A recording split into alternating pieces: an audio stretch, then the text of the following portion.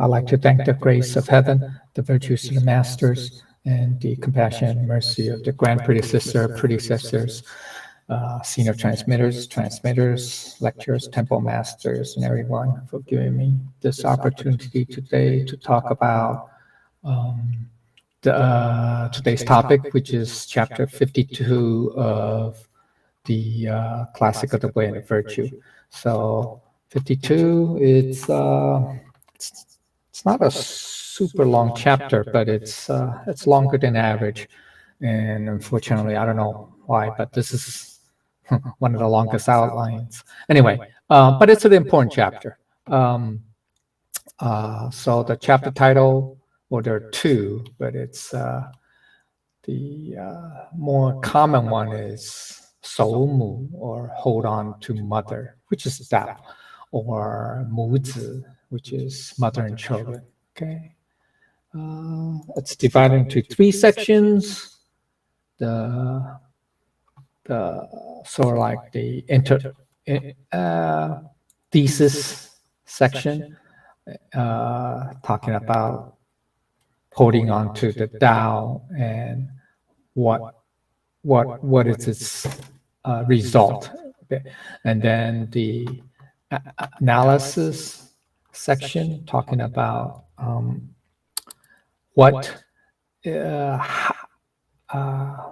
how should we go about holding on to the Tao? Okay, and then the conclusion. All right, talking that ties back to the first section. Okay, that's it. All right. Now let's go to that's the overview. Let's go to the outline. Okay. Okay, so here, so the first first four phrases. It's the world has a beginning. We regard it as the mother of the world.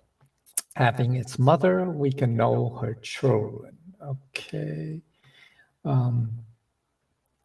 Okay, the basic meaning of this first line, this is two lines. So the first half is, the ancients, like during the time of Lao Tzu, they do not know exactly how the world began, right?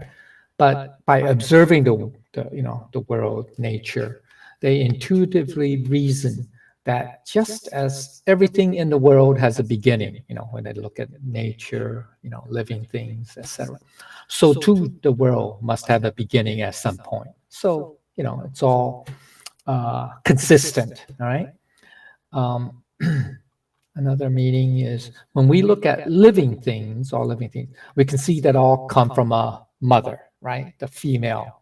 Just as all humans were born from a mother, so too are all the animals. Even plants have a parent plant, right? Which give rise to future plants. So without knowing what the beginning is, we can simply just give it a name, a label, assign it, regard it, label as the mother. So the beginning of all things, or of the world, is thought of as the mother. So the creation of the world is equated to like the birth of a living thing, okay? Even though the world is inanimate, right? Or the cosmos for that matter. Okay. So, when we look at, humans or biology in general, we regard the birthing process like as a miracle of life. And so if we apply this birthing process to the world, from the animate, living things to the inanimate objects, to the world, it leads us to conclude that the creation of the world, like a birth, an animate birth, is no less miraculous. So it is a miracle creation, like a birth. A living world in the universe is like a newborn infant in the world. This is why the genderless Tao is referred to as the mother, okay? So recall, it can be regarded as the mother world from fifth phrase of chapter 25, okay? All right. Further understanding is, just as an infant, right, is born with everything that is needed for continuous change and development. That is, every living thing, right, that's born has a genetic imprint. Well, and mind, for at least for humans, okay, and even maybe some animals. But the world also comes with everything it needs for continuous change and development. So all phenomena, all things in the world have a beginning, since they arose from the Tathagata Garbha. That's Buddha treasury, okay, or they say the matrix of the Buddha womb or something within each of our Buddha nature essence. Okay, so and you've heard this. we repeat it many times in previous chapters that our Buddha nature essence contains the entire cosmos or everything, right? So that's the same idea here. So everything, you can say everything, all creation, all manifestations, you can say are stored within our Buddha nature essence. Okay, so that's how reality comes from.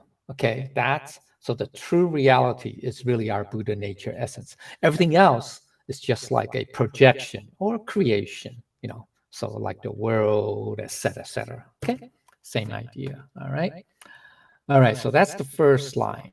Now let's go to the second line, which is about really God as the having its mother, we can know her children. Okay, so having a mother means that you know there's a mother, there's a big parent. Okay, so that's the Tao. So there's the presence of the Tao. So it means that there is Tao.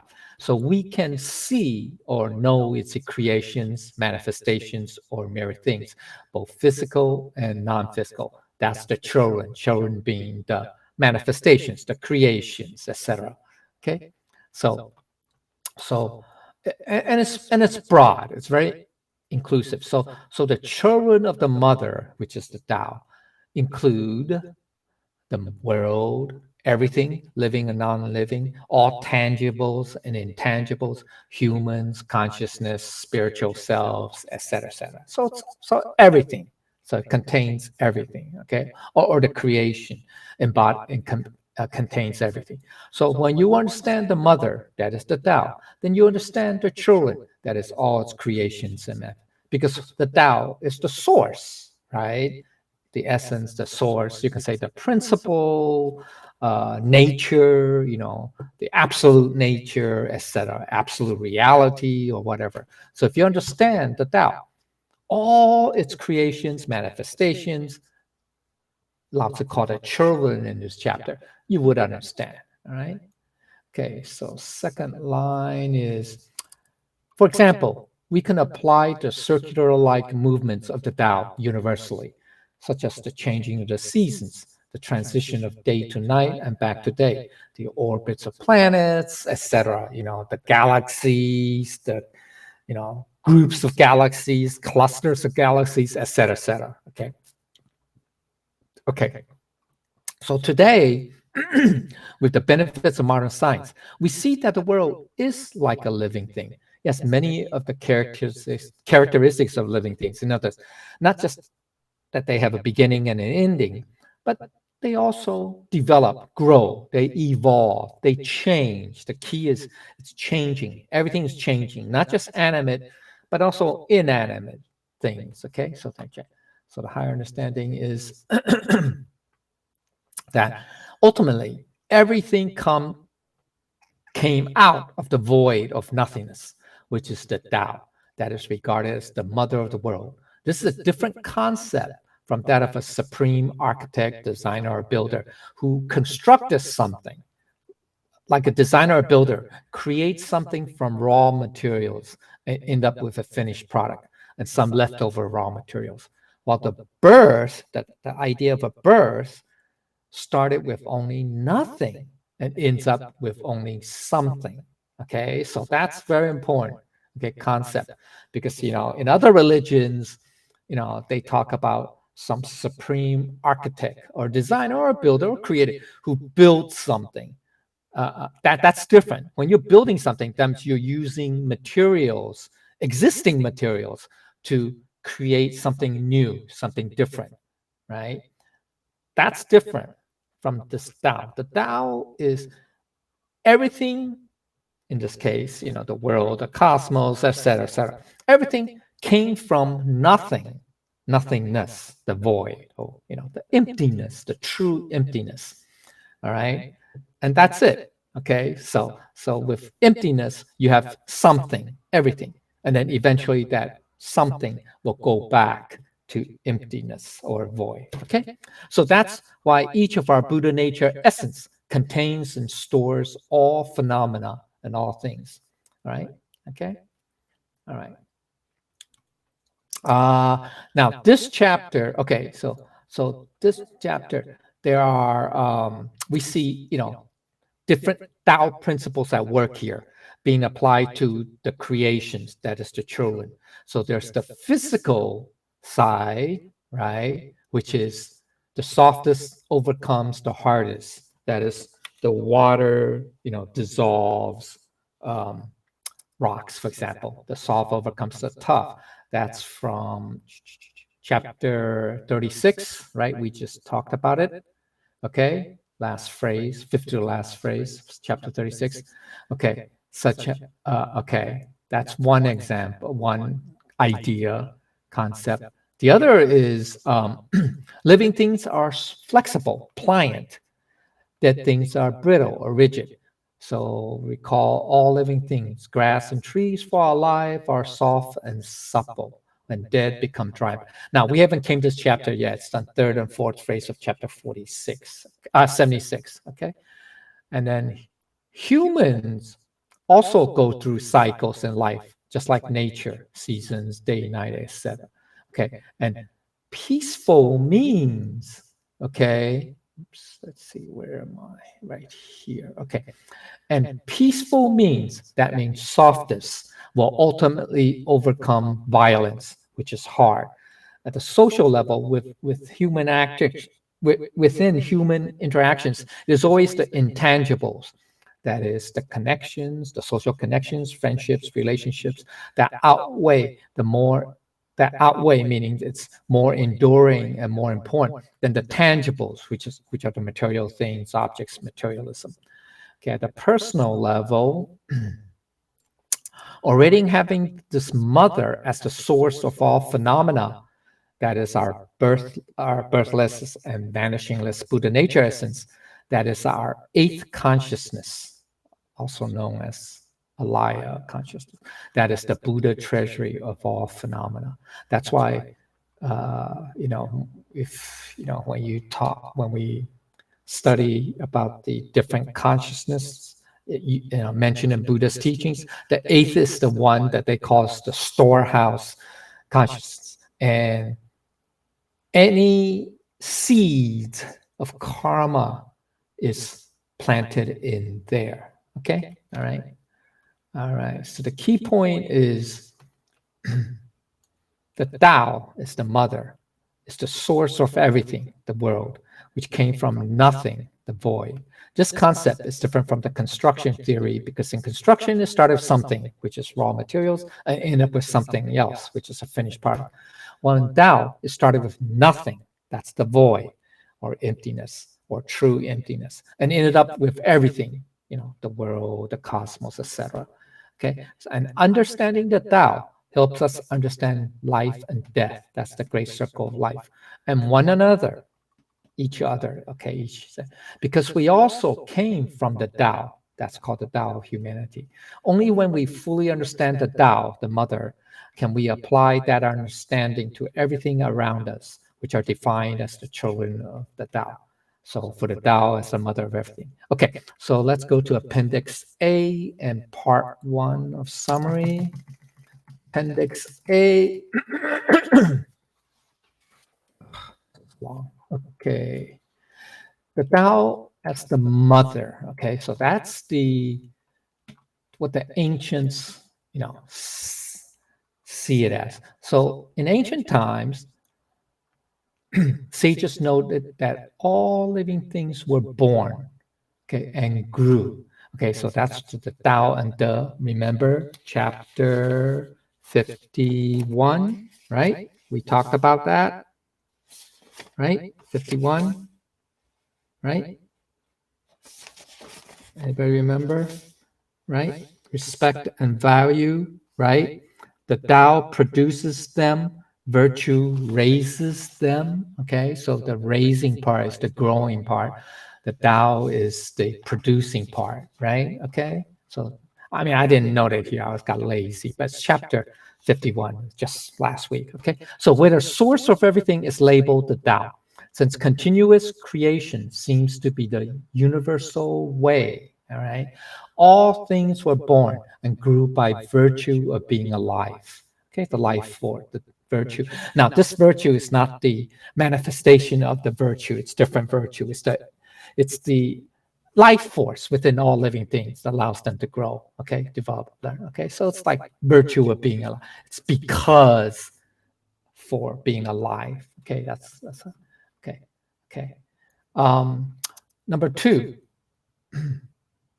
they knew human beings were the same, and humans could learn and improve themselves by virtue of having a mind and consciousness. That is, mentally, we can learn and grow. So, what is the source of the human mind? What is the starting point of the human mind? Okay, so all right. So just as for all myriad things, like humans, that source is still the same. It's just identical. This is what we label as the Tao. The Tao must be the mother. The Tao must be the mother of human consciousness as well. In Tao cultivation, you will hear the body is from the parents, but the mind or the consciousness or soul is from the Tao. Okay, so that's okay. All right. Okay. Number three, third point is that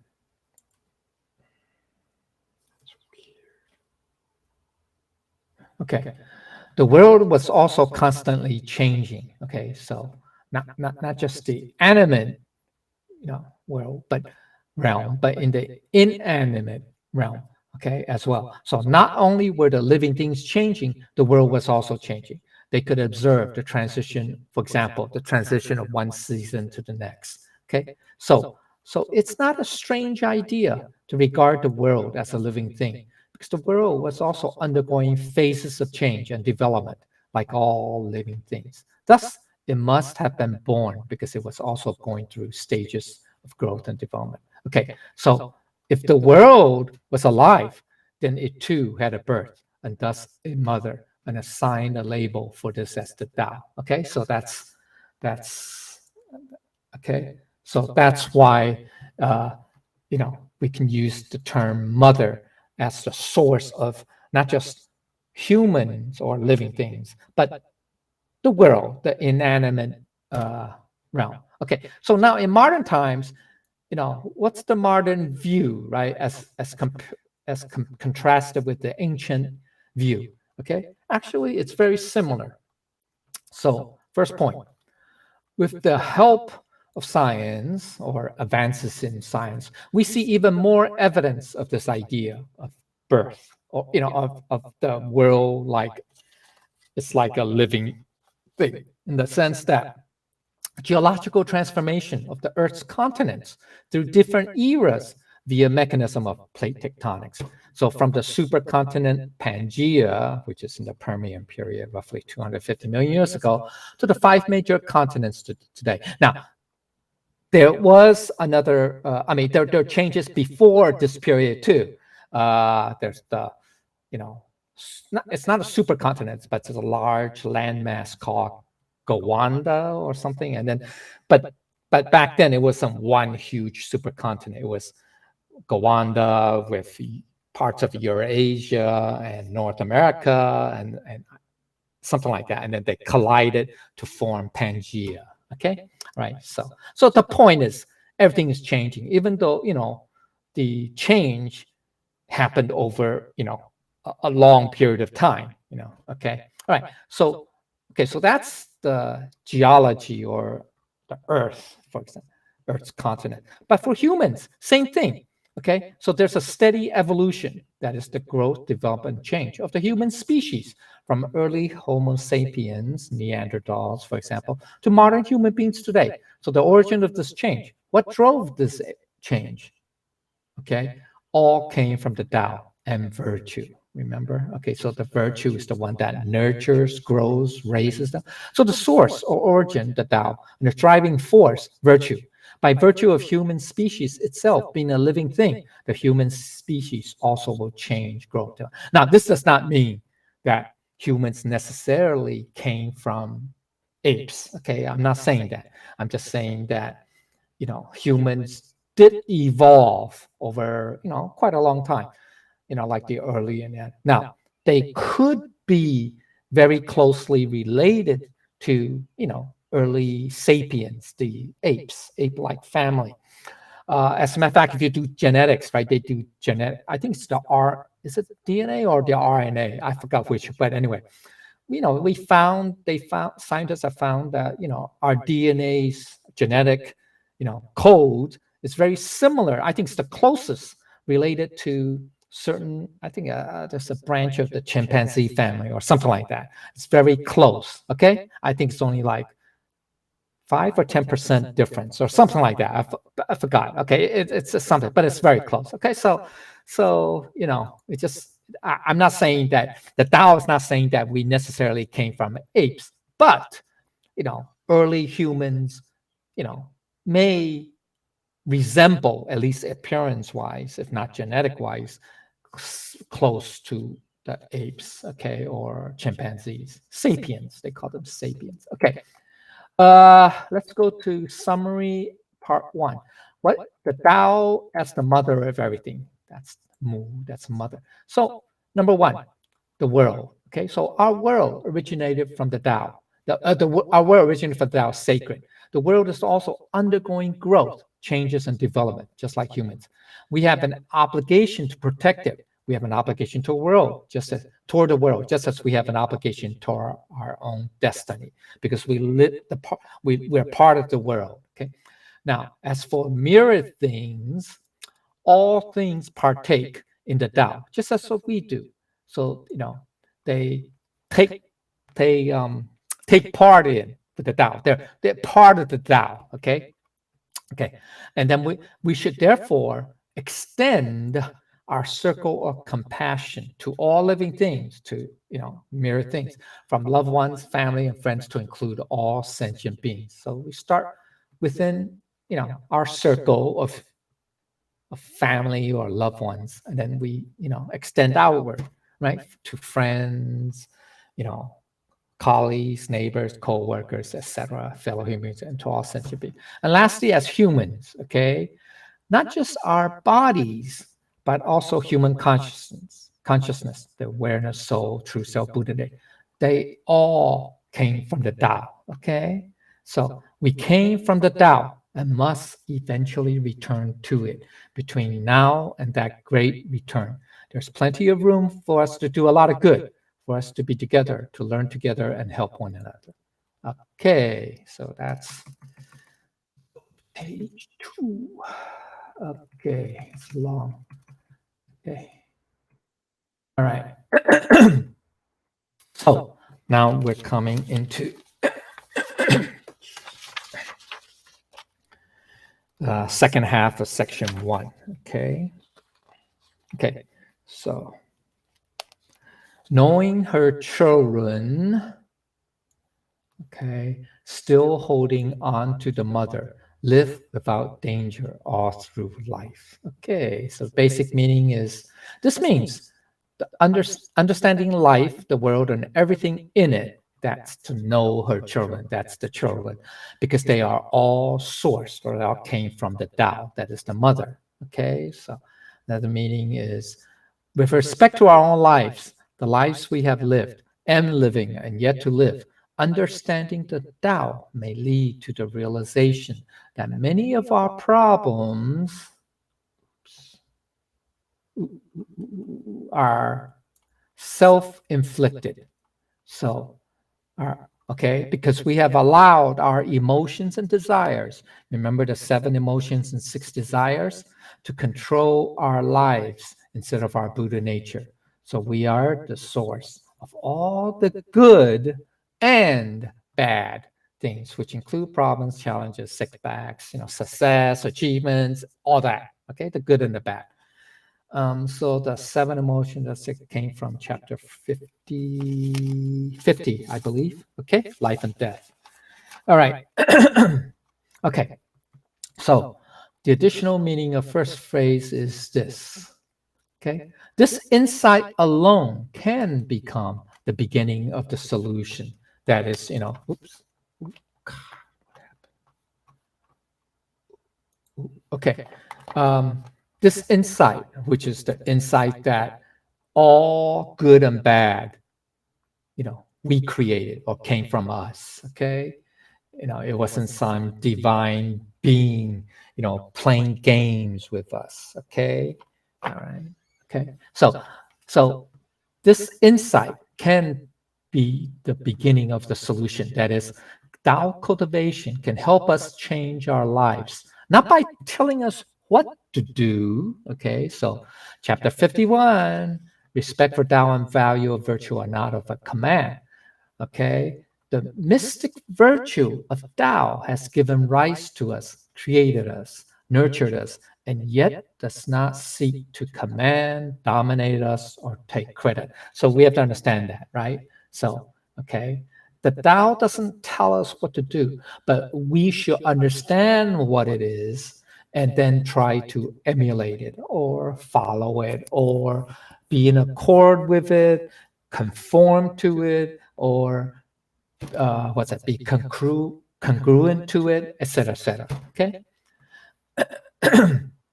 So the further understanding of first phrase is the only way Tao cultivation changes our lives is not by ordering us what to do, but through clarity of the Tao. Clarity. What's that mean? Clearly, by truly understanding our Buddha nature essence, by being closer to it, by letting it be our master instead of our 6 consciousness roots. Okay, so this I'm trying to. This is the transitioning to the second section, which is the analysis and telling us what how it is. Okay, how we could do that, how we could cultivate. Okay, all right. So the second phrase, which is still holding on to the mother, right? That's the second phrase. Okay, right. 父守其母, right? Okay, so 不是父守 yeah, 父守其母. That fu means to repeat, to return to again. Okay, so the basic meaning is still hold on to the mother, is to still hold on to the Tao, okay, to know the Tao, to be in accord with the Tao, okay? So another meaning is following your personal path of cultivation. Remember, a journey of 1,000 miles. It's one step at a time, right? Okay. So how we live daily as cultivators, relax into the flow of everyday reality. This does not mean to let the flow of everyday reality push you around. That is a passive mindset. Recognize the flow and see what the flow is doing, and then use the flow for yourself. Work with the flow so that you can take advantage of its power.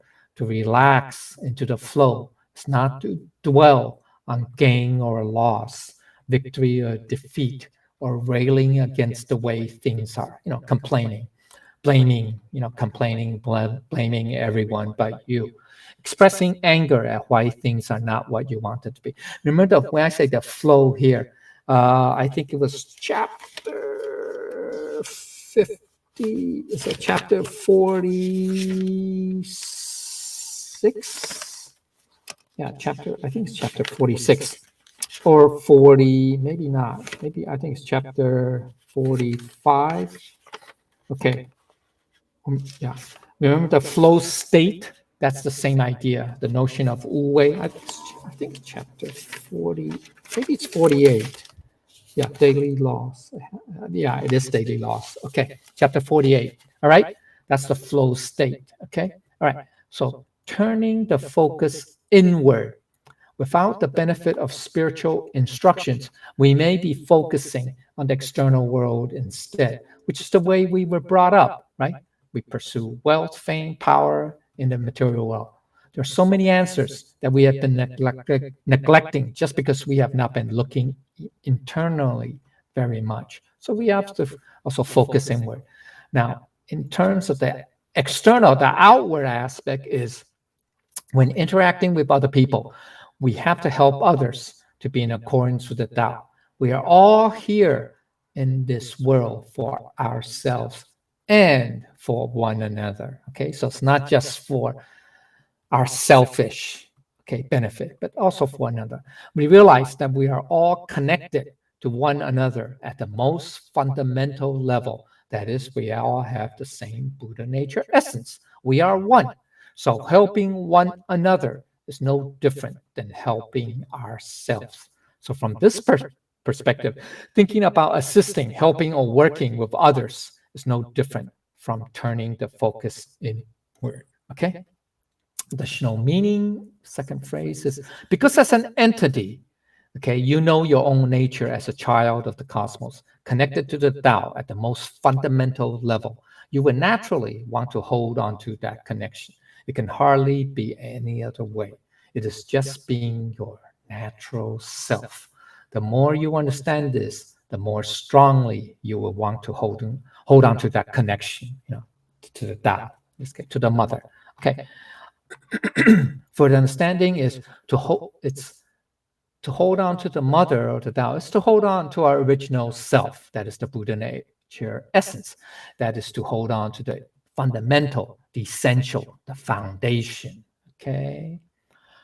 Now the last phrase is what? Live without danger all through life. Okay. All right. So what is the meaning? The basic meaning is literally, it means live without life, no danger. Okay, that's what living literally it means. Okay, okay, because it says more son bu die. Okay, all right. So without danger to the end of life, or to have no danger all through life or life. Okay, so that's the better way. I mean, that's the same thing. Okay, that's a better way of phrasing. That's all.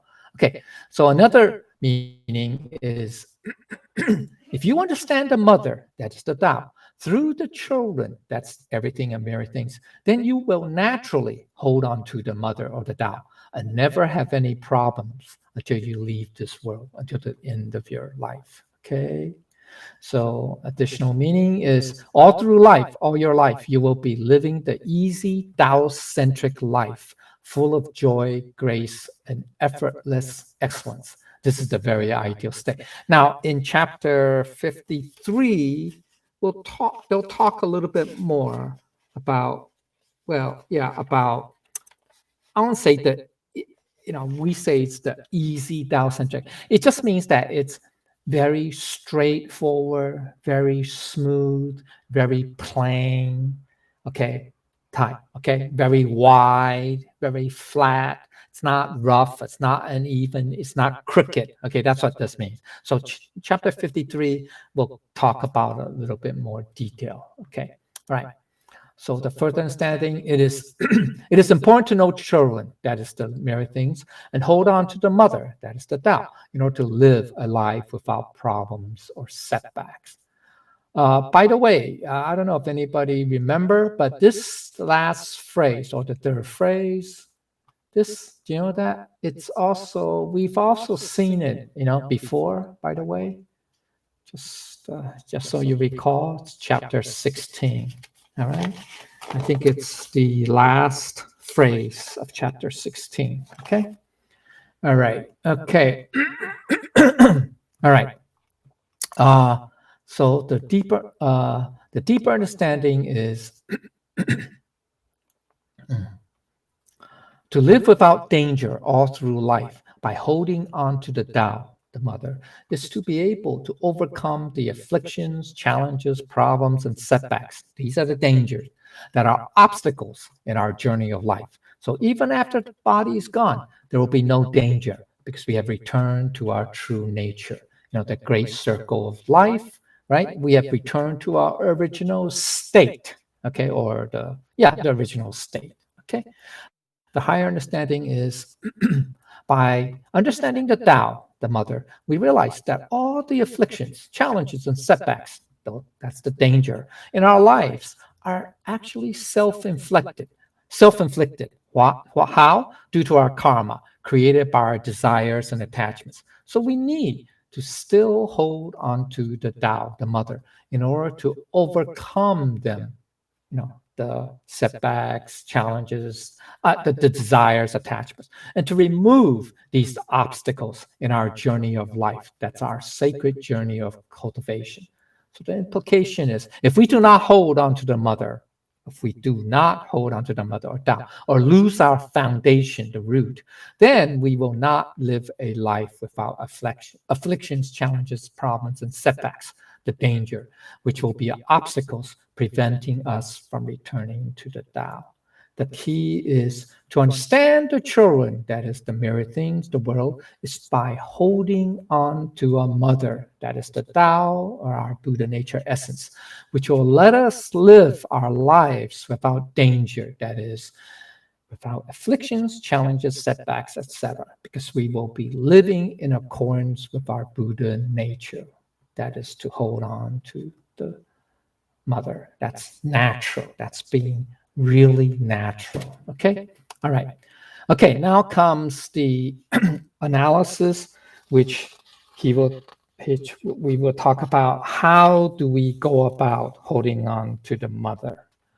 Okay, or to the Tao. All right. So the first, I think it comes in two parts. So the first half is close the mouth, shut the doors, live without toil all through life. So it's like three simple phrases.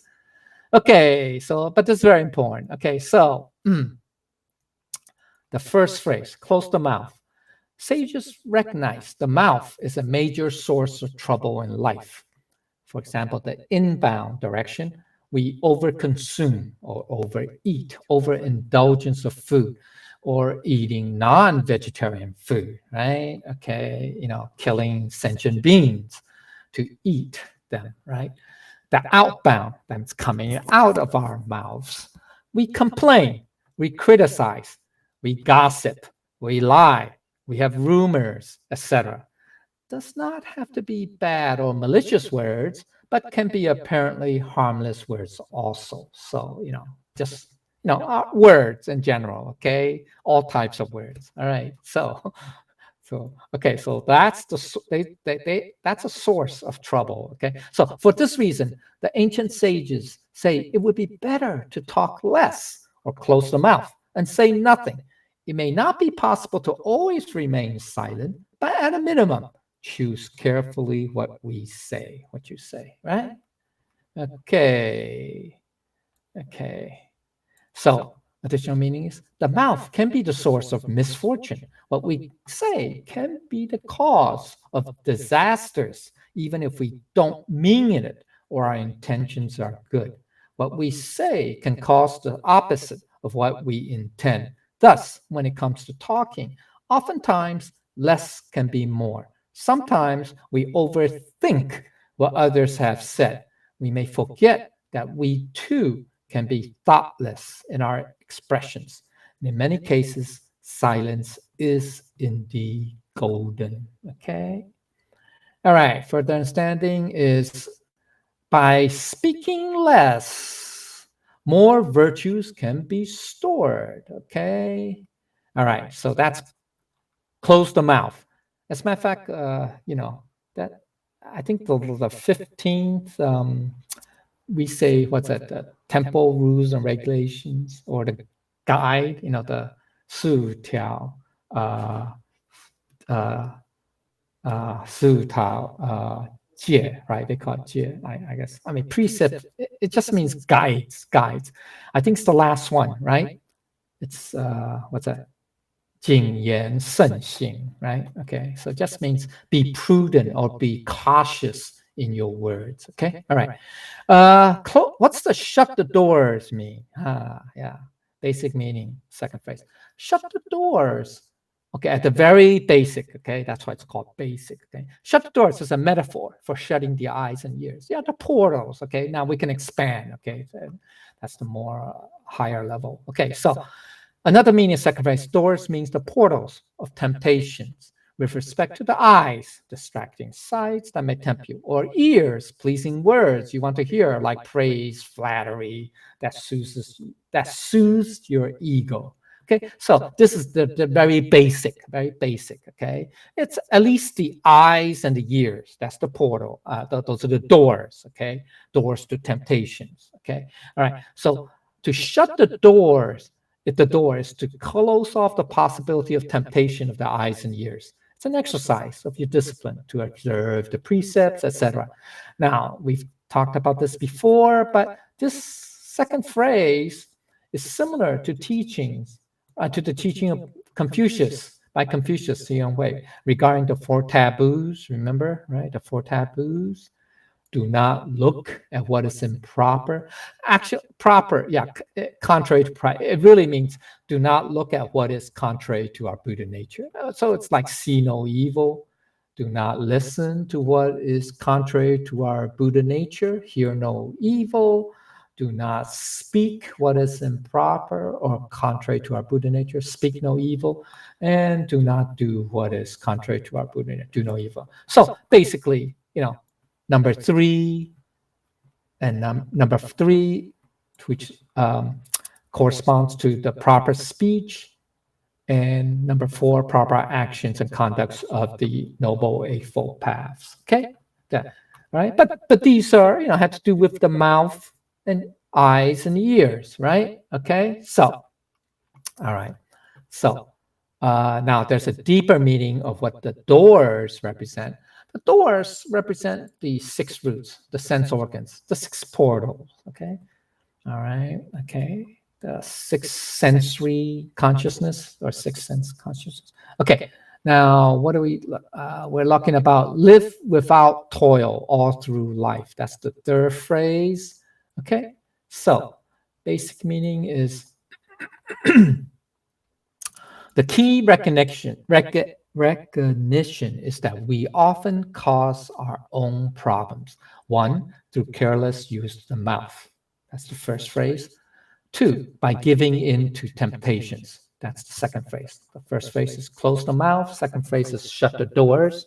Specifically tempted to enlarge our ego, to self-boast, display, flaunt our abilities, achievements, etc.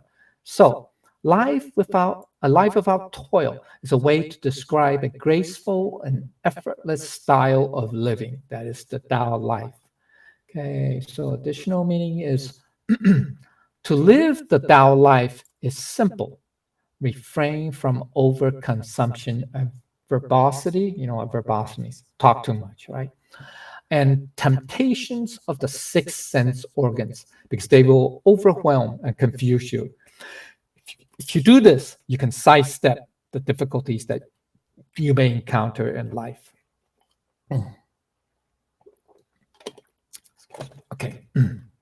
Further understanding. It is a conscious decision to close off the pathways, the six senses, six organs, or six roots, okay, that would expose you to the negative influences. Okay, this way you will live without toil. So it's a conscious decision. You can't, so in other words, that means we have control. You can't say, oh, I can't help it. My six senses or six roots, dictate what. Now you can say that if and only if it's totally in control over you and you have no free will. Okay, so if you have free will, then you still can make a conscious choice. Okay, so that's a key. All right, we all have free will, right? At least I hope we do. But anyway, to close the mouth is to cut off the 4 vices of speech. Just more in depth, 1 is lies, 2 is abusive or malicious words, 3 is divisive or double talk, 4th is flattery or idle talk. These are part of the 10 evils of the mind, mouth, and body, right? AKA 3 conditions or inherences. So all the virtues of a person will be depleted by the mouth. So that's very important. That's Buddha's teaching, okay? So, so the higher understanding is to shut the doors is to close down the 6 roots, the 6 sense organs. The 6 roots are the source of delusional thoughts and give rise to the 6 desires, which will lead to the planting of karmic seeds and eventual suffering, okay? So the implication is, as long as we can subdue, or you can say control them, that is the 4 vices of speech and 6 roots, it is possible not to have any sensations. This way, we will not have cravings or attachments to material forms, which in turn will lead to life of ease without strife, suffering. Sensations does not mean that you can't feel what's hot or cold, good or bad, etc., etc., etc. No, it doesn't mean that. Sensations in this case is meaning that you'll trigger your mind to have desires, to have attachments. Okay, that's what this means. All right. Okay, or cravings. Okay. All right. So that's part of sensation. Is part of the 12.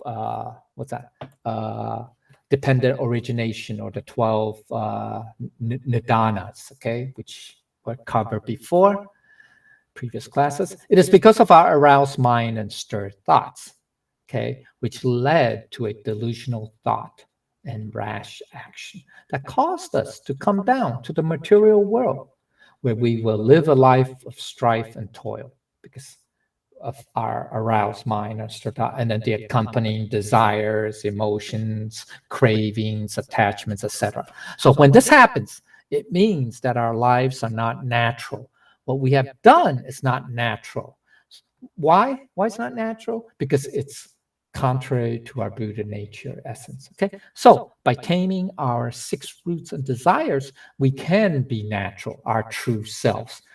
Go back to the state, you can say pure state of our Buddha nature essence in everything we do. This way, we will naturally, that's non-conditioned without attachments, wu wei, right? Attain good results. Remember, we covered that about what is natural, right?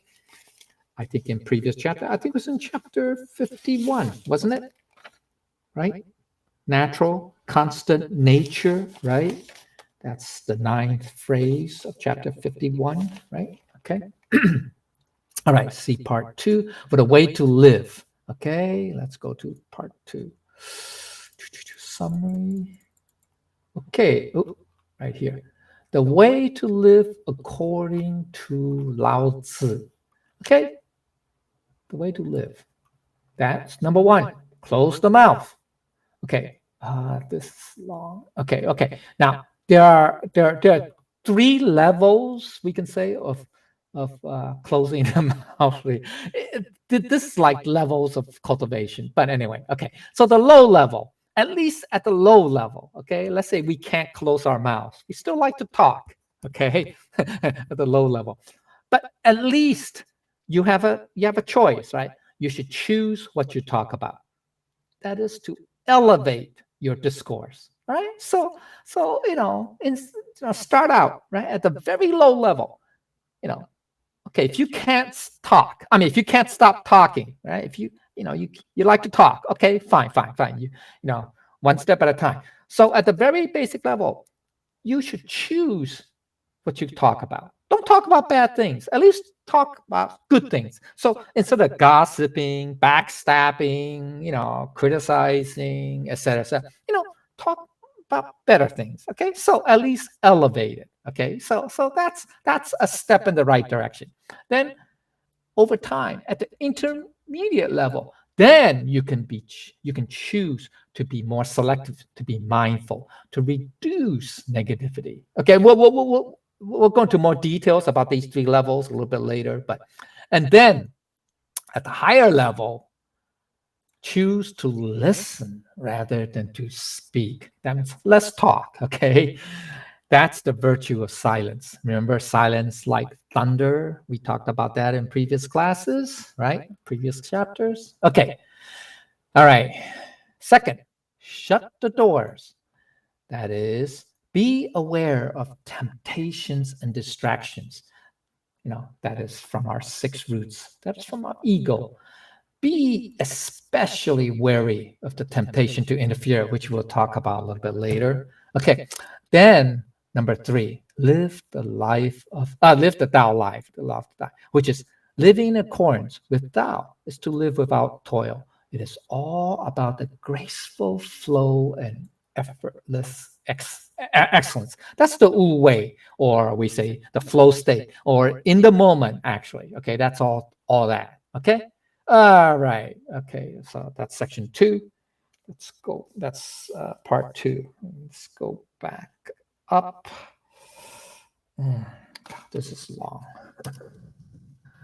Okay. Where am I?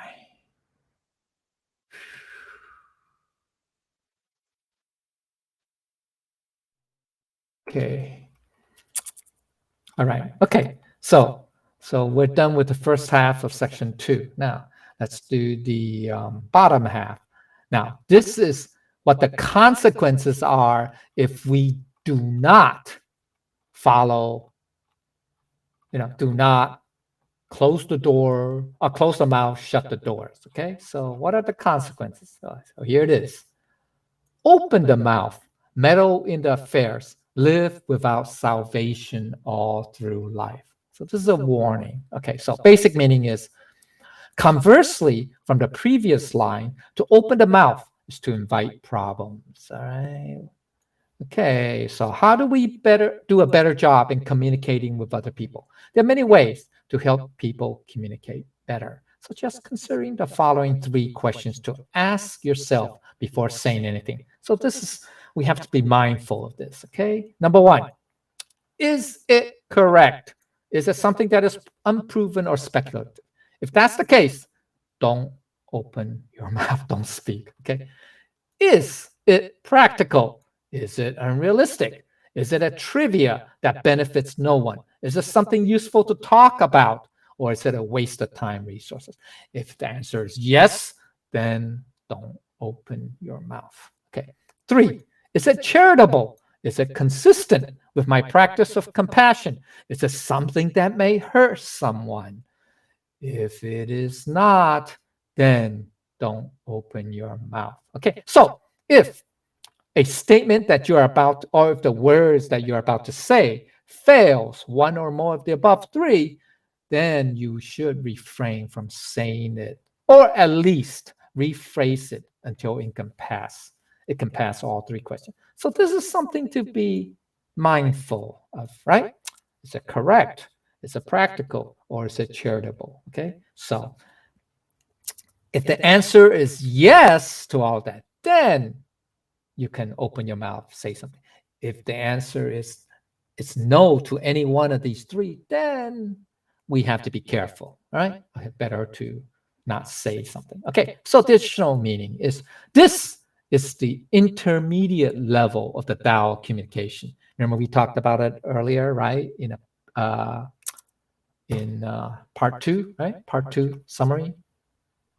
In the first part, right? First part of part 2 summary. Okay, so this meaning, this is the intermediate level. This is the big topic now, okay, with different approaches. Now, there are 3 broad categories. So let's go to Appendix B, what it is. Okay. Yeah, remember we talked about the way to live, right? Close the mouth. There are 3 levels, right? Low, intermediate, advanced. Okay, so now we're going to detail. This is called the Dao of Communication. There's the lowest level, right? Number 1. That's to learn to elevate our discourse, right? To pick our topic, to say something nice as opposed to something bad, right? Okay, so now there's a saying that said this, okay? Now, that some people, yeah, okay. It says, great minds, this is from somebody once said this, okay? Great minds discuss ideas. average minds discuss events or things. Small minds discuss people. Okay, so that's a very wise, very very good uh, summary of okay. So what does that mean? Small minds discuss people. Small minds gossip about people, talk about people, right? Rumor mongering, hearsay, etc. At the minimum, we need to refrain from this and elevate our discourse to a higher level, such as events. Okay, so this is going step by step now. So this is within the lowest level. Okay, so we don't want to be a small mind that gossip. Okay, rumor mongering. Remember, this is also part of the four vices of speech that we want to avoid, right? In Buddhism, right? Buddhist teaching. So at the very least, we want to avoid rumor mongering, lies, hearsay, divisive talk, idle talk, etc. None of that. All right. Okay. Now let's talk about things, events. That's a little bit better. Okay. At this level, events all together. Events, although better than gossip, still come and go though. Okay, so you're talking about things, events, weather, whatever. Okay, stuff like that. All right. Okay, but the events still, although it is better than gossips, okay, or rumor mongering, hearsay, lies, etc., but they still come and go, just like all material things. So they are also impermanent and transient, do not last, and are illusory, like a candle flame that is snuffed out. So events are not the constant, lasting topics of interest to Dao cultivators, especially. Thus, there's a higher level of discourse. Yeah. So this is just to let you know that events or things is not the higher level of topic of discussion, because they are not lasting. They're transient. Therefore they're illusory. So there's another higher level. The idea is to want to push you to the higher level. Okay. So now at the third higher level, okay, the higher level of discourse would be the ideas, especially good ideas, can contribute to the welfare of humanity. And so the power of ideas can be potentially long lasting, right? Thus, ideas are greater than events, which are in turn greater than gossiping about people. Now, an example of ideas would be what? What are we talking today? What are we talking now? Okay, we're talking ideas. We're talking about the Tao, and or at least the teachings of the Tao, or the teachings of Buddha, teachings of Confucius, teachings of Jesus, etc. Those are all ideas. There are words, but they're words about concepts of living, of how to live, etc., etc., etc. Right? So they can, if they can benefit humankind, humanity, then these words or ideas will last a long time. Like today, we're talking about the Tao Te Ching, specifically Tao Te Ching of Lao Tzu. That's 2,500 years old, at least, right? Give or take, right? Roughly. So that's why it's a better discourse. Okay, so the idea is not necessarily at this level, at the lowest level. We're still at the lowest level. Idea is that not necessarily to talk less the quantity, because we're not that level yet, but to improve the content of the topic, the quality. Okay, so all right, so that's at the lowest level. Now let's be advanced. Go to the intermediate level. All right. Okay, this is all about closing the mouth or opening the mouth. Okay, so intermediate level. So learn to be mindful of the ABCs. Now, also in three categories. Okay, the A, B, and C category. Okay, so I call it ABC, and you'll see why. Okay, A, the violent choice of communication. And why call them A? Because it all starts with A. Angry words, accusations, aggression, animosity, etc., etc. There could be others, but at least I I found these A words, so that's good. So that's the be aware, be mindful of the A's. Okay, so words of anger can potentially cause the most damage because they are often said thoughtlessly or selfishly without even realizing it. Okay, that's the sad part. All right. Okay. It could be even non-intentional. Later, this will often be followed by regret, wishing you had not said it, wishing you could take it back. But by that time, it is already too late to take back the words you said in the heat of the moment. So that's why rage, anger, we have to, especially when we're angry, okay? Be careful of what we say because you can't take it back. All right. And it could be very, very harmful. All right.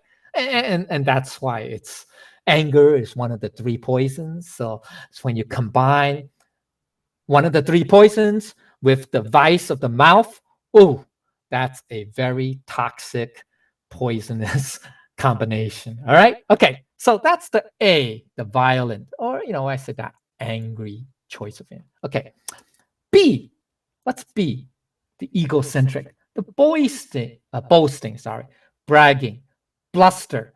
It's also S too, BS, okay? Boasting, bragging, bluster, showing off, swagger, okay? So that's the B, okay? BS, okay? B and S, okay? All right. So the words of arrogance, that exposes one's ignorance. Yeah, that's sad. Those who show off cannot get very far in life. We talked about this in previous chapters. People who assume, I think it's chapter 22, 24, people who assume a low profile are humble and not pretentious. They are the ones who go far in life. They can win people over. So be careful of the B's, okay? Boasting, bragging, bluster, and S, okay? So it's BS, okay? All right. Now, be mindful of the C's. What's the C's? The negatives, complaints, criticisms. I'm sure there are more, but that's okay. Yeah, you can tell. Okay, C. Yes, that's a C. So complaints are like slow poison. You may think that you are venting your frustrations, but in reality, complaints can sap your strength and reduce your motivation. When you keep complaining, you are reminding yourself of all the reasons why you should not do anything. This will end up negatively affecting yourself as well as the people around you.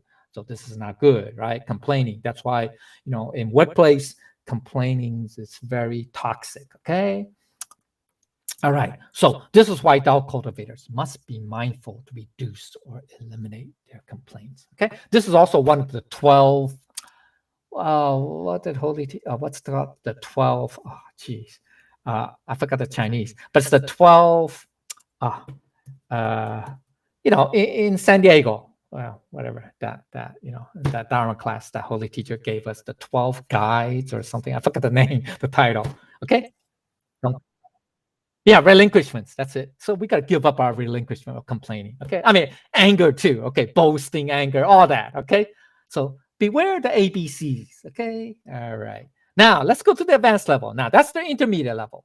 Now, Lao Tzu didn't talk, he did talk about this in previous chapters, especially the egocentric.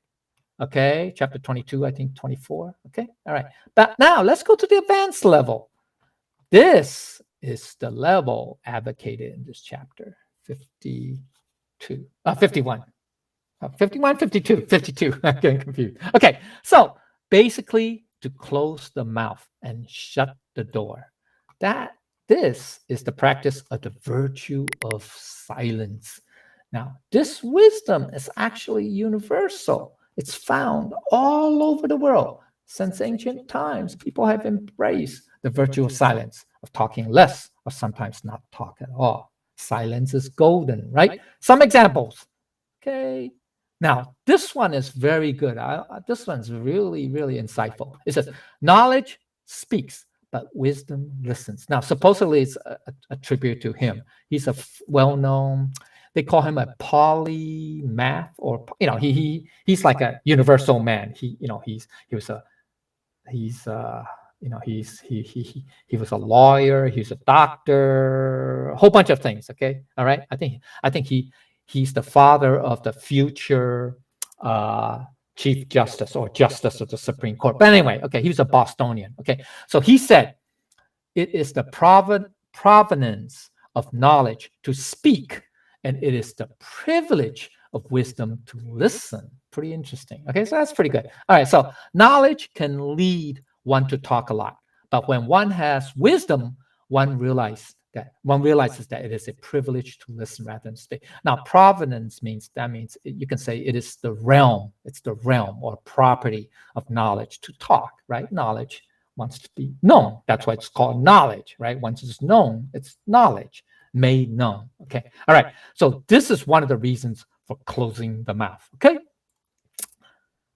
Use your wisdom. So it's the wisdom that listens, not knowledge. Okay, so just remember that. Okay, so just because, and now in today's society, we tend to, and partly it's because of the media, the social environment, that we tend to what, I don't want to say admire, but we tend to put more regard or place higher regard towards people who seems to know a lot knowledge and talk a lot, right? Okay, and so that's not really the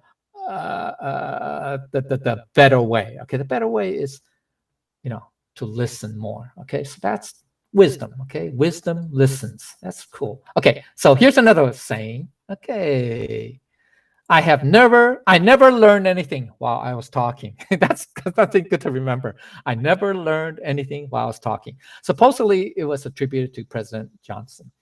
And he supposedly said, the actual quote is, "You aren't learning anything when you are talking."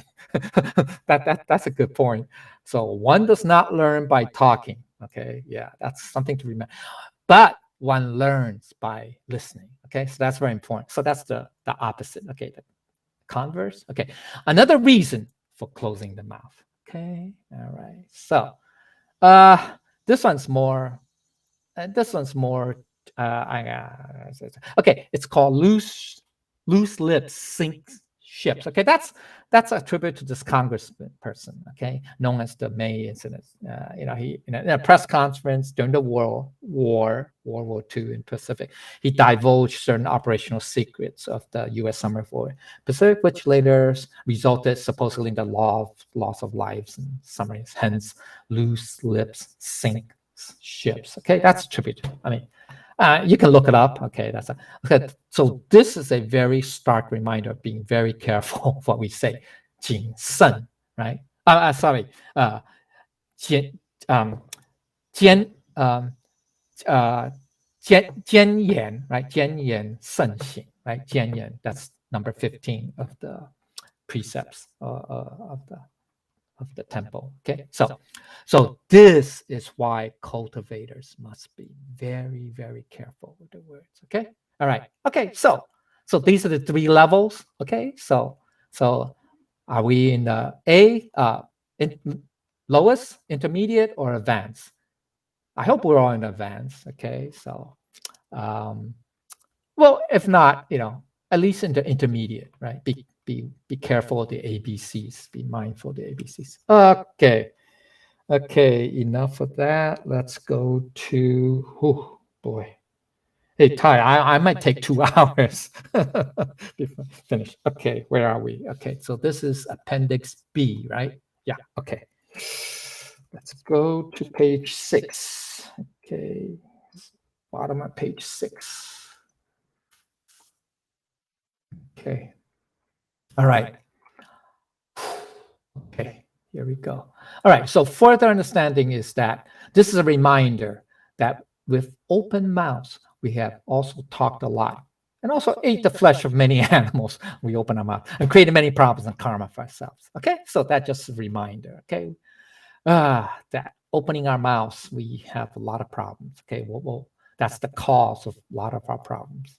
Not necessarily every problem, but a lot. Definitely a lot. Okay, so this phrase is a complement of shut the doors. Remember, meddle. What's that middle phrase? Meddle in the affairs. Lao Tzu didn't say open the doors or open the doors, but it's a compliment. Okay, so it's a compliment to open the doors to temptation because he had in mind a very specific temptation. Okay. And we'll talk about that specific temptation just below. Okay, so in life, there's one recurring pattern as follows. We see something that is not done, quote unquote, right. So our personal view initiates the process of differentiation. Then we are seeing things done not according to our standards, based on our judgment and biases. That's the first sign of one's egocentrism appearing. Okay, so this is the pattern. Okay, first we see something that I don't say we don't like, or we don't think it's correct or right. Then that's going to start, okay, the wheels turning, and that's when our egocentrism will start to rise. Okay, to rise. Then next, okay, we hear about difficulties that others have encountered while thinking to yourself that you can do much better job than others. Once again, this is the manifestation of our ego. Third, hearing flattery from others. Oh, you are the only one who can help. Oh, we need your help. We can't get we can't go on without your help, or whatever. Okay, so that's a very powerful temptation to our ego, right? That's wow, yeah. I like to hear those words, right? So that's when your ego is being stroked, and then it will easily come out. Now, the next step, the ego fully asserts itself, seeking gratification and recognition. Finally, this leads to meddling. That's when you become, involved. You get involved. Okay. So your ego was tempted by what you saw and heard. So you will want to take charge, being a busybody, and do things according to your standards, views, biases, etc. So that's how. So what Lao Tzu had in mind is, by saying meddling in affairs, is this.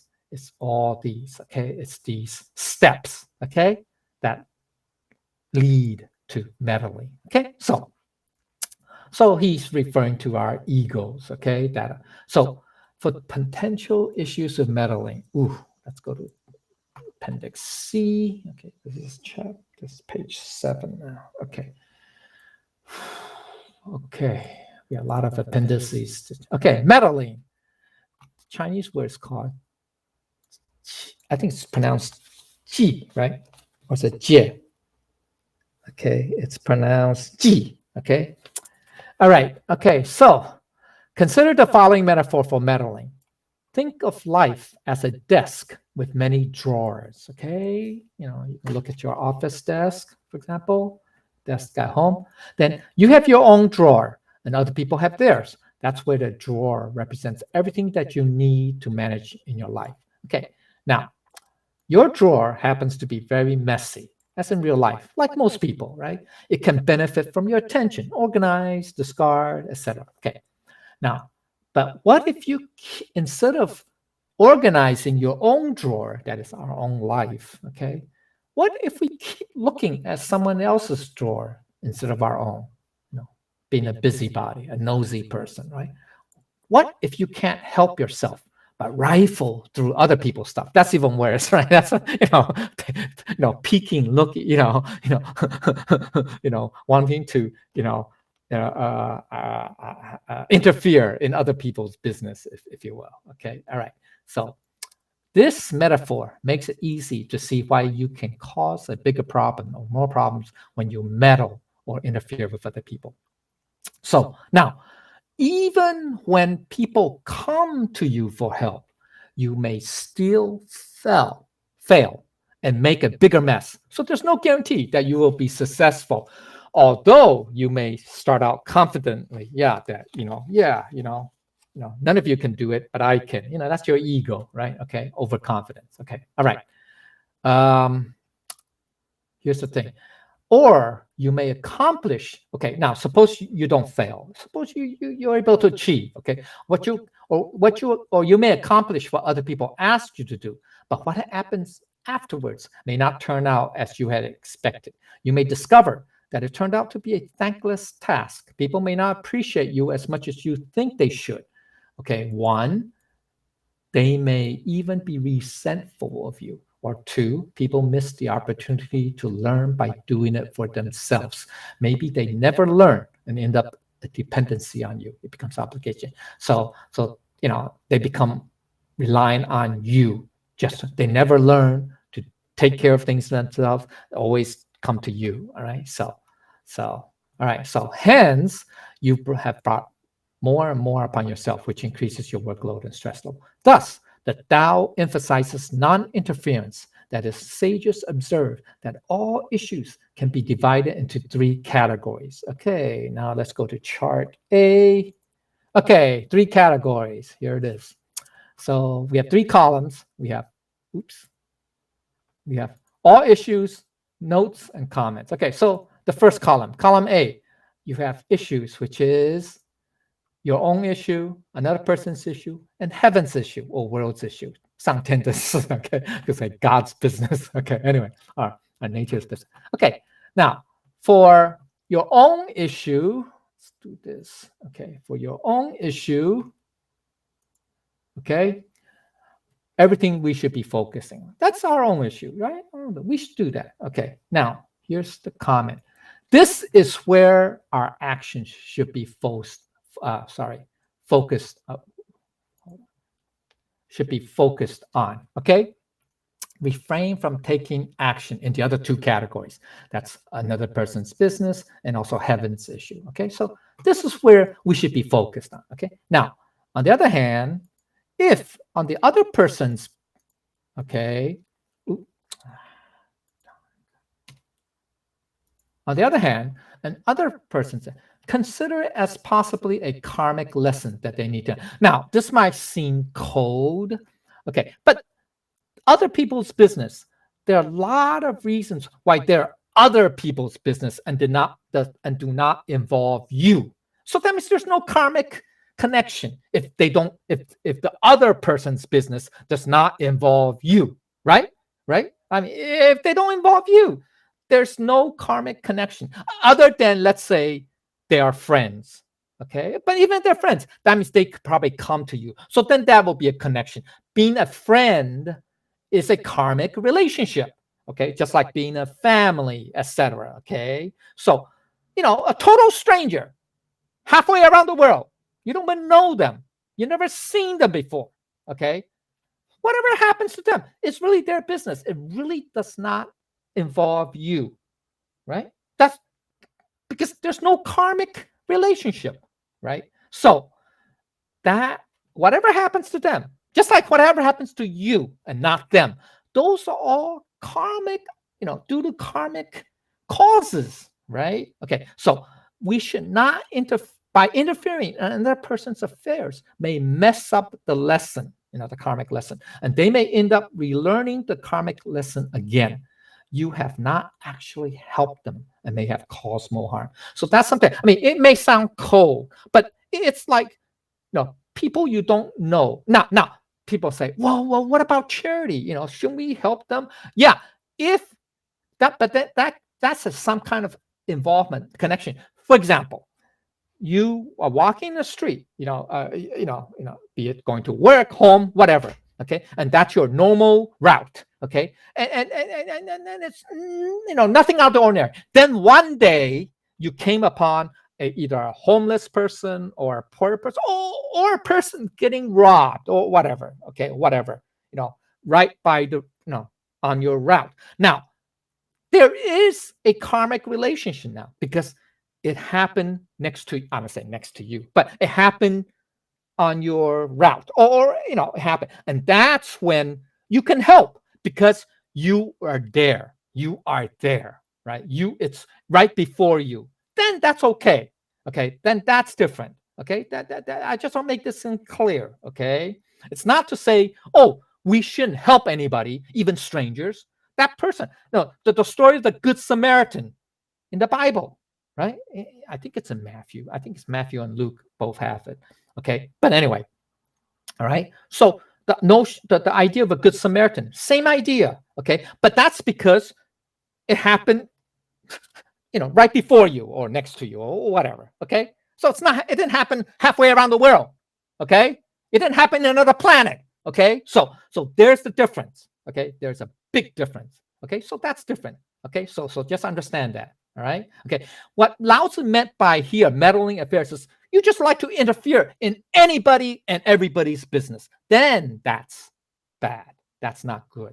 Okay. There's a difference. Okay. So, all right. Now, as for heaven's issue, we really have no control over that, right? Heaven's issue, world's issue. That's like the weather, external factors beyond your control. The key is beyond your control.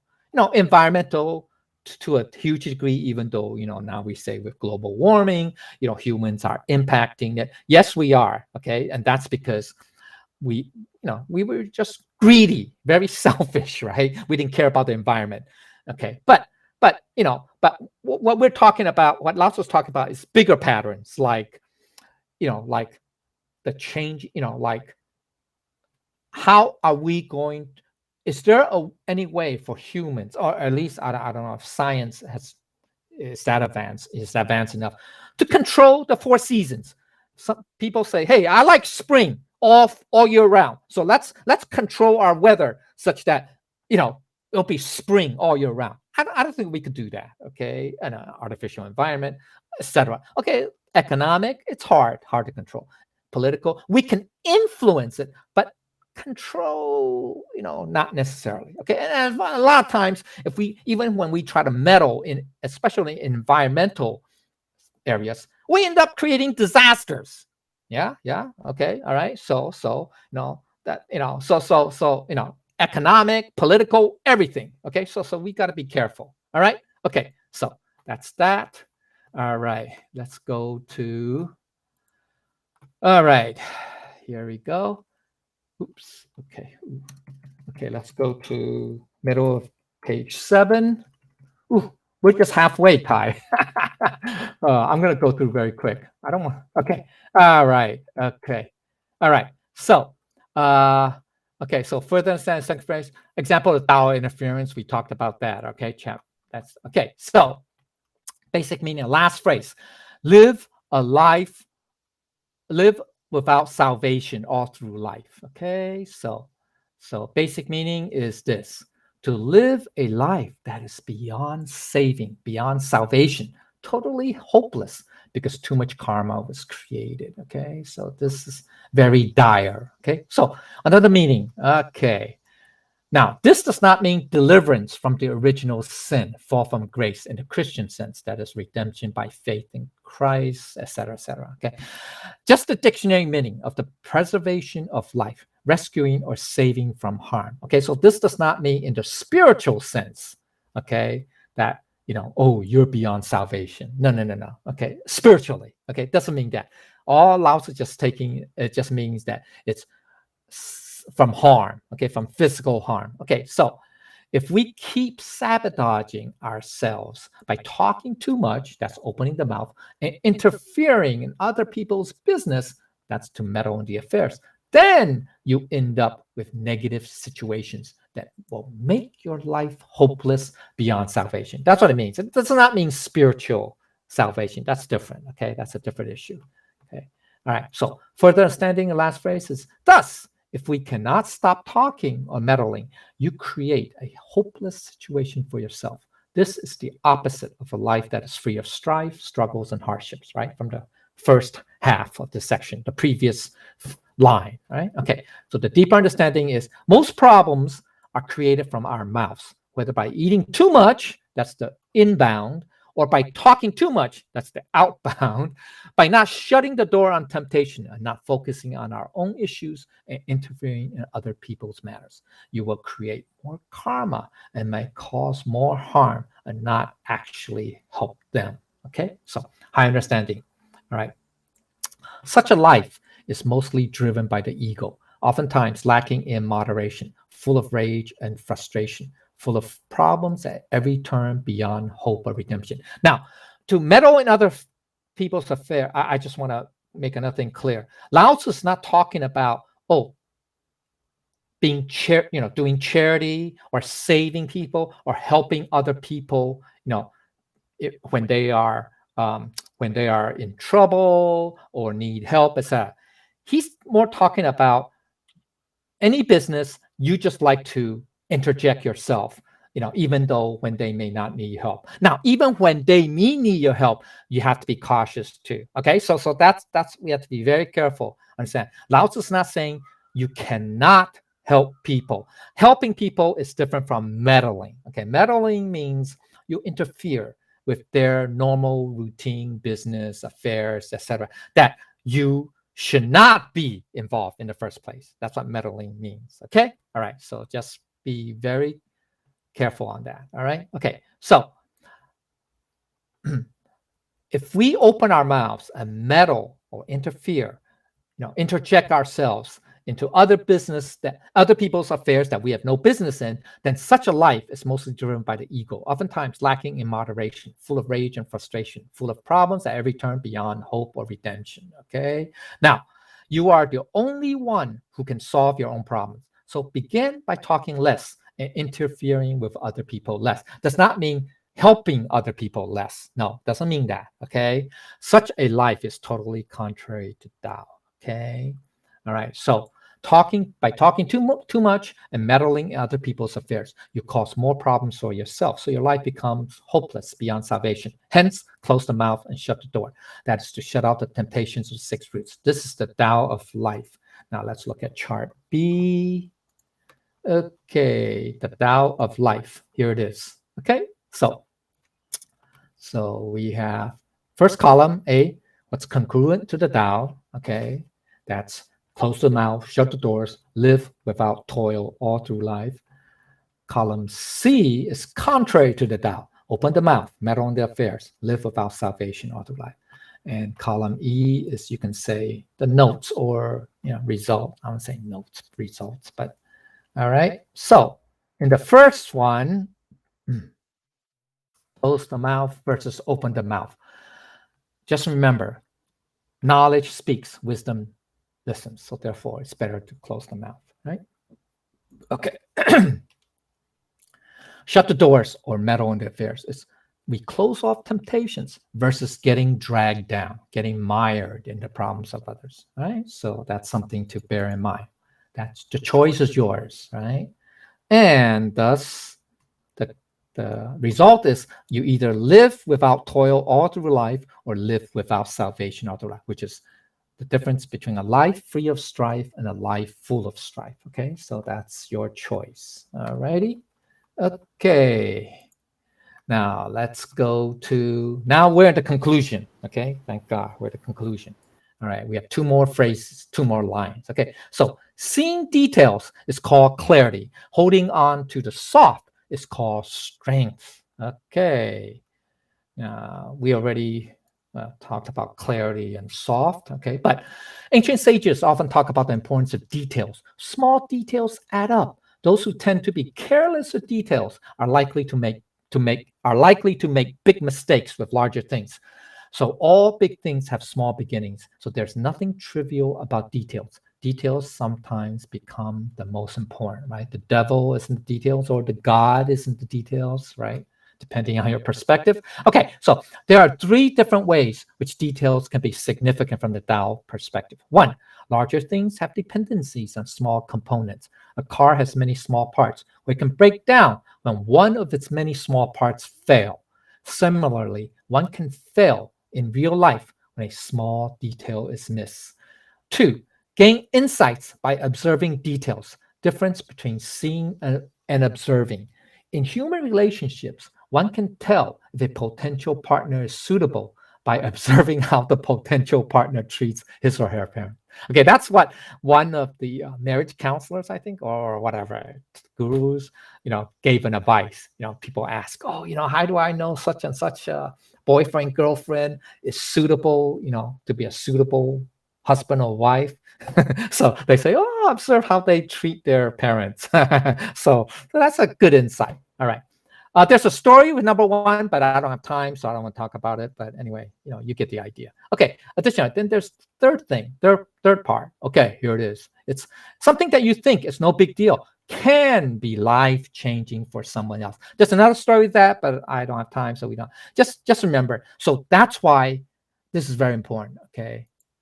A word of encouragement that you give someone may be life-changing. Now, I could flip it around. This is the positive, a word of encouragement, which is good. But I can also say a word of discouragement that you give someone may also be life-changing. So we got to be careful what we say. All right. So we want to stress the positive. I mean, also we have to be careful. Don't dwell on negativity. So therefore, that's why, on the Dao of Communication, the lowest level is, elevate the topic. Don't talk about bad things, right? Okay, so that's already okay. Talk about more positive, better things. All right. So the best that we can do is to make sure that whatever we talk about to other people is in accordance with the Tao. This way, sooner or later, we will come upon something in the Tao concept that we share with other people that will have that kind of world-shattering positive impact on someone else. So that's something to bear in mind. So that's why, if we have to talk, speak encouragingly, speak positively, talk about the Tao, okay, that or Tao concept or Tao teachings or Buddhist teachings, etc. Okay, so that's something that indeed could be life-changing. Okay, even one small word. Okay, so I mean, there are many stories. The classic story is about a teacher and a young student who let's say who was learning challenged, and because of that one word that the teacher spoke to them, it changed their lives forever. Okay, so there are many stories. Okay, but you get the idea. All right, so further understanding. Okay, you can accomplish great things by being mindful of little details or things. So with mastery of this teaching, you can understand the big picture by paying attention to details, to see the large from observing the small details. Okay, then the next is holding on to the soft is called strength. So the basic meaning is it takes real inner strength to hold on to the soft and be gentle. It refers to the spiritual strength, not physical strength. To possess spiritual strength is true inner strength rather than brute force. That's what Lao Tzu meant by holding on to the soft is called strength. That's the inner strength. Okay? All right. Okay, or spiritual strength. Okay, so another meaning is similar to the concept of a gentleman, right? In English in the West, there's the notion of gentleman, right? What's a gentleman? The exact meaning of the gentleman means it's a man of integrity and honor, a man who possesses inner strength. Right? Literally, it's a gentle man, right? That's what gentleman means. Literally, it's a gentle man. So that's a man of integrity and honor, right? Someone who possesses inner strength. Okay. All right. So another meaning, additional meaning is to be gentle and strong may seem like a dichotomy, right? They say, they're exclusive, mutually exclusive, right? You can be strong, but you can't be gentle. You can be gentle, but you can't be strong. We tend to associate gentle with weak, right? Yeah, you're gentle, so you must be weak. You're strong, so you must not be gentle. So you must be rough, right? You got to be rough. Okay, well, they're actually the same. So a spiritually strong person can also be the most gentle person. Example, look at Jesus. He was definitely a spiritually strong person, and he's also the most gentle person. I think Buddha is the same thing, right? Buddha, right? Okay, so example, okay? All right, so for Tao cultivators, the gentle and soft way is the best approach in life. Let's look at Appendix D.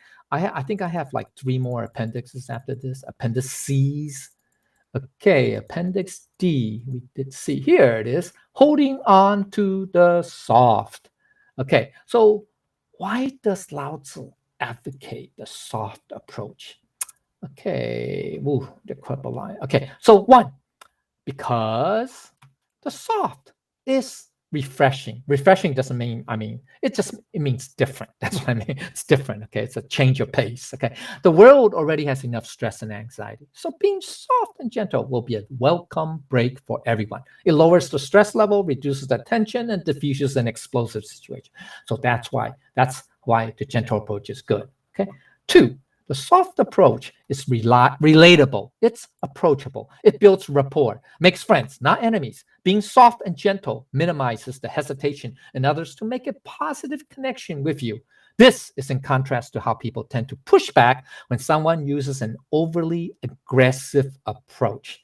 All right, that's an example of an equal and opposite reaction. All right, right. So if you are very aggressive, very hard-nosed, right, then you're gonna get a same pushback. Whereas if you're gentle and soft, relatable, then you'll get the same kind, right? Right, same kind in return. Okay. 3, the soft approach is respected. That is, it is counterintuitive to some who think the soft approach is weak, while an aggressive approach is seen as strong. But this is far from being seen as weak, because the Tao of softness sends a powerful signal of confidence and reassurance. The soft approach is about being respected, because losing control is seen as a weakness, right? Calm composure demonstrates strength. So in a debate, the side that is calm, composed and not lose control has strength, while the side that is agitated and shouting, raising their voice, freaking out is weak, right? So that's the difference, okay? So that's why the soft approaches. And the soft approach, like water, is the Tao. It is poised, easygoing, considerate of other people, not the egocentric self. Protective and fosters harmony. It makes you happy having harmonious relationships with other people. Remember chapter 43, the softness? We talked about that before, right? So we don't need to go into details. Be like water, that's soft, right? What's the softest? Is the water. Same idea, same, okay, metaphor. All right, okay. So page 8. All right, deeper understanding. An important aspect of Tao cultivation is to be mindful of the small details, which leads to increased spiritual clarity. So you can see the world more clearly, which is to see through the illusory nature of the phenomenal world. So with respect to small details, we tend to not notice some of them, resulting in us not paying any attention to them. So we do not see those small mistakes, and eventually they become bigger mistakes. So that's why we have to be careful, be mindful, okay, of the details. Okay, especially the small mistakes. All right, so we got to be perfect. We tend to focus on big mistakes, but we also have to be mindful of the small mistakes. Okay, all right. If we do not pay attention to the minor details, then it indicates that there's still many flaws in our Tao cultivation. Okay, you're still not aware. There's no clarity or illumination. The soft and gentle approach is different, approachable and respected. And just like water is the Tao approach. This shows that such a person can endure many frustrations and setbacks. All right, so the implication is, if we are able to be mindful of the small details, then one will not make mistakes in larger things. When we can see the small details, our Buddha nature will manifest its illumination, that is the divine wisdom. Okay, being able to hold on to the soft, one can be strong because you can endure things that many people could not endure. This way you can be a successful person. That's the inner strength, remember?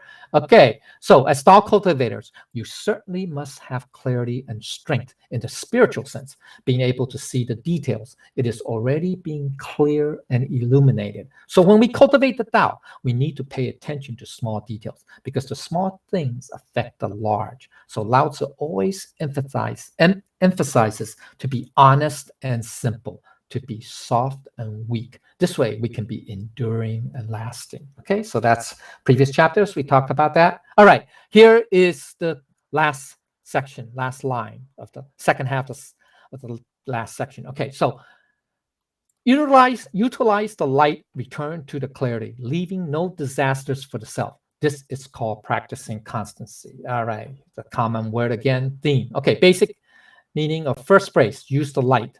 Using the light in this context means spiritual illumination.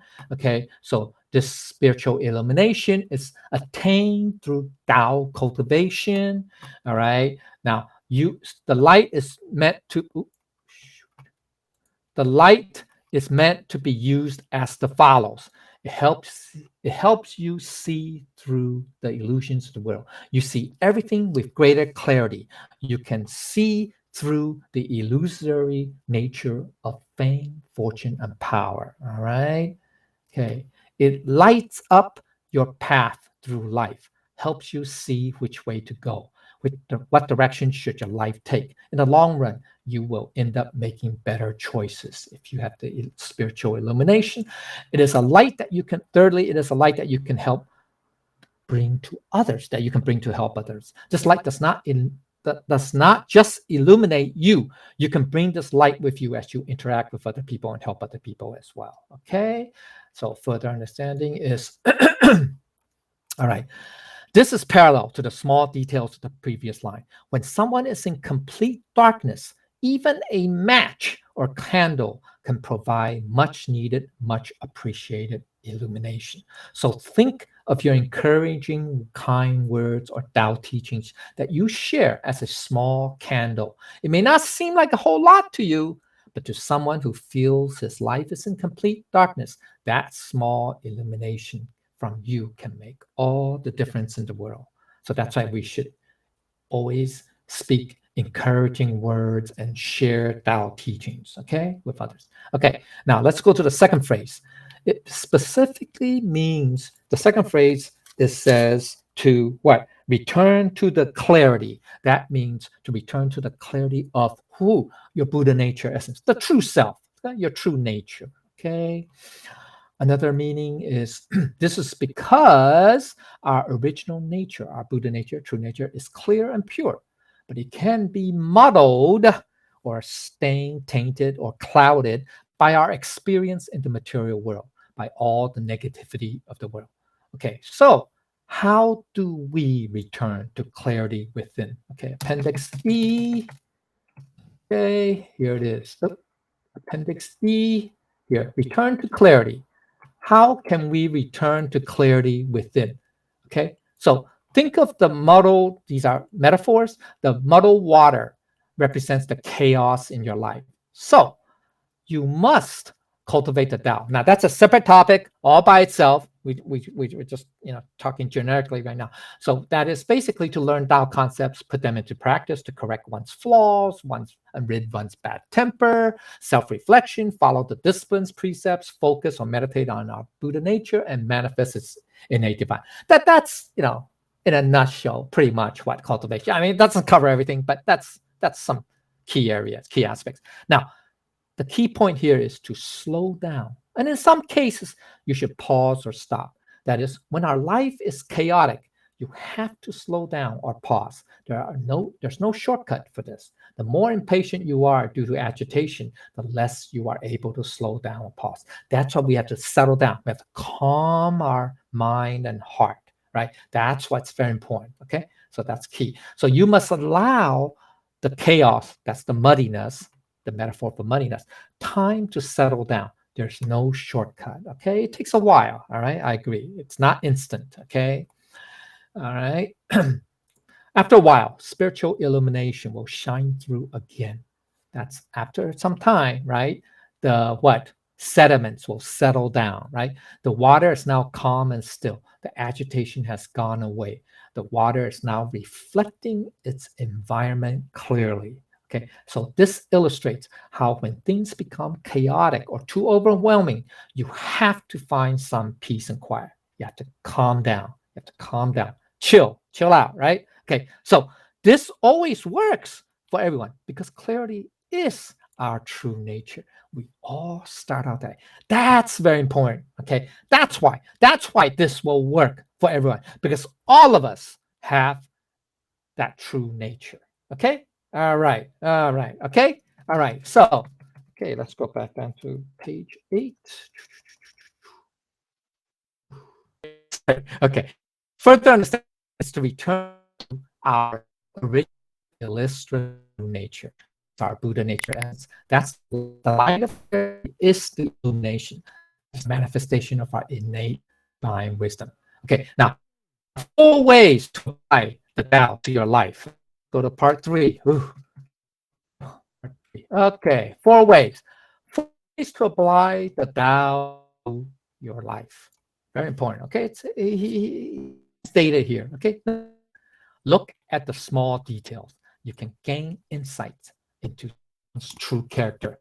Their small details. So that's important. Okay. Number 2, use a soft approach or the gentle touch. Okay, soft, gentle touch. You can be much more effective in the long run.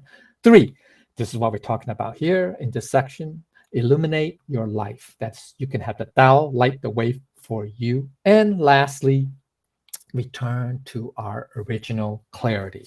You can do this because it is your true nature at the most fundamental level. Okay, that's our really Buddha nature essence. It's here. Actually, it's these two, but one is more external, the one is more internal. Okay, all right. Actually, it's really both. That's the oneness. Okay, all right. Okay, where are we? Page 9, right? Page 10. Okay, top of page 10. Yeah, right. Yeah. Okay, top of page 10. All right. So now let's go to the last phrase, or third phrase, second to the last phrase. By doing the above four things, you will not have difficulties and problems with self. We save yourself from the disasters of your own making. Okay, another meaning is like careless words or temptations. That's of the ego, eyes, ears, etc. The five portals. Okay, our problems in general are self-inflicted. Thus, we have the power to solve them. Okay. Additional meaning is this is the sequence of the thought process of Lao Tzu. That's the sequence. Okay, so it's very important. Okay, so number one, when you have spiritual illumination, that's the guang, it lights up everything in your life physically and metaphysically. You can see your life from a better perspective. You can perceive your life more clearly. It can shine a light on your pursuit of material things and lead you to realize that you actually don't need that. It lights up your path through life to make better choices in life. Okay, so that's the illumination.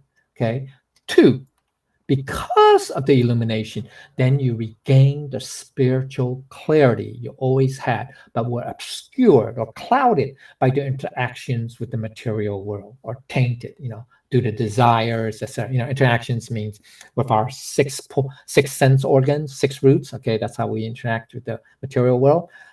Third, that clarity then will show you how you have the cause of your problem. So that's where the divine wisdom comes out. Okay, then the clarity also shows you way out.